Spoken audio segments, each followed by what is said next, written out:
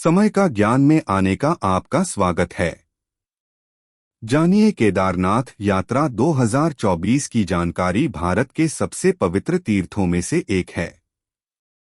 केदारनाथ मंदिर भारत के 12 ज्योतिर्लिंगों में से एक है और ऐसा माना जाता है कि इस पवित्र मंदिर में भगवान शिव की पूजा करने से तीर्थयात्रियों को मोक्ष की प्राप्ति होती है। उत्तराखंड के रुद्रप्रयाग जिले में स्थित है। यह समुद्र तल से 3,584 मीटर की ऊंचाई पर स्थित है। केदारनाथ के मंदिर तक पहुंचने के लिए एक कठिन यात्रा करनी पड़ती है। चूंकि नवंबर से मार्च तक सर्दियों के महीनों में भारी बर्फबारी होती है, इसलिए केदारनाथ मंदिर में हर साल केवल सीमित समय के लिए ही पहुंचा जा सकता है। यदि आप केवल चारधाम यात्रा या यहां तक कि केदारनाथ मंदिर की योजना बना रहे हैं, तो आपको मंदिर के खुलने की तारीख जानने की जरूरत है। केदारनाथ मंदिर के खुलने की तिथि अक्षय तृतीया पर निर्भर करती है। अक्षय तृतीया या आखा तीज वैशाख महीने में शुक्ल पक्ष की तृतीया को मनाई जाती है। अक्षय तृतीया का दिन बहुत ही शुभ माना जाता है। हर साल इसी दिन के आधार पर केदारनाथ मंदिर के पुजारी केदारनाथ मंदिर के कपाट खुलने की तिथि की घोषणा करते हैं। इस साल 2024 में केदारनाथ मंदिर 26 अप्रैल को खुलेगा। इसी दिन से चारधाम यात्रा अगले 6 महीने तक चलेगी। उत्तराखंड में चारधाम यात्रा का गठन करने वाले अन्य 3 मंदिरों के विपरीत केदारनाथ मंदिर तक मोटर योग्य सड़क के माध्यम से नहीं पहुंचा जा सकता है।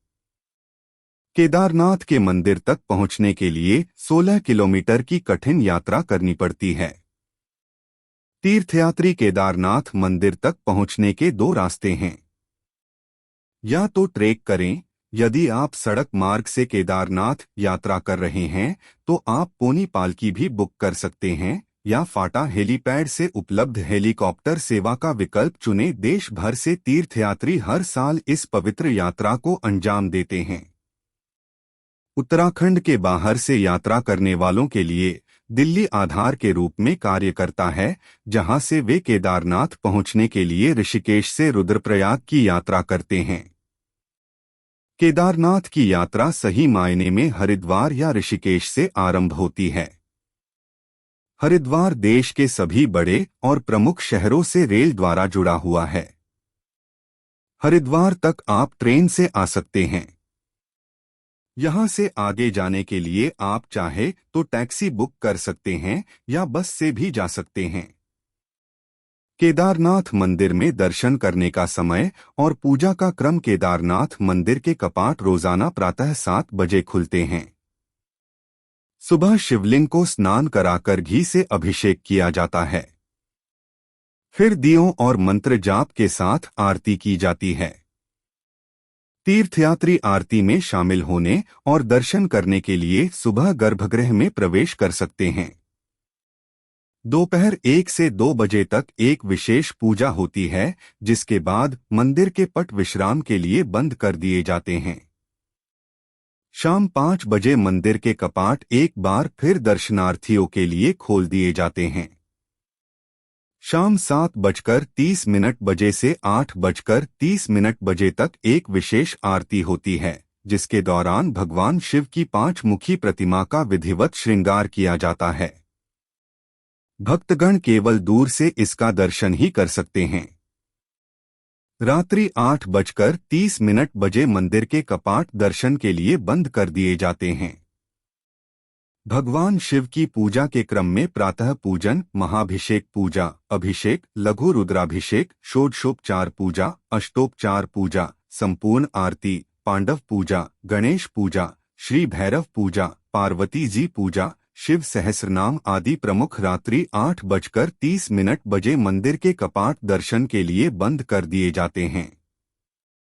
भगवान शिव की पूजा के क्रम में प्रातः पूजन, महाभिषेक पूजा, अभिषेक, लघु रुद्राभिषेक, षोडशोपचार पूजा, अष्टोपचार पूजा, संपूर्ण आरती, पांडव पूजा, गणेश पूजा, श्री भैरव पूजा, पार्वती जी पूजा, शिव सहस्रनाम आदि प्रमुख हैं। केदारनाथ मंदिर कैसे अस्तित्व में आया, इसके बारे में कई कहानियां हैं। इस मंदिर की नींव का सबसे पुराना उल्लेख नर और नारायण की तपस्या से संबंधित है। हिमालय के केदार श्रृंग पर भगवान विष्णु के अवतार महातपस्वी नर और नारायण ऋषि तपस्या करते थे। उनकी तपस्या से प्रसन्न होकर भगवान शिव ने उनकी इच्छा पूरी करने के लिए ज्योतिर्लिंग के रूप में यहाँ सदैव के लिए निवास करने का वर प्रदान किया। स्कंद पुराण के केदार खंड प्रथम भाग 40वां अध्याय के अनुसार युधिष्ठिर आदि पांडव गण ने गोत्र हत्या तथा गुरु हत्या के पाप से छूटने का उपाय श्री व्यास जी से पूछा। व्यास जी कहने लगे कि शास्त्र में इन पापों का प्रायश्चित नहीं है, बिना केदार खंड के जाए यह पाप नहीं छूट सकते, तुम लोग वहां जाओ।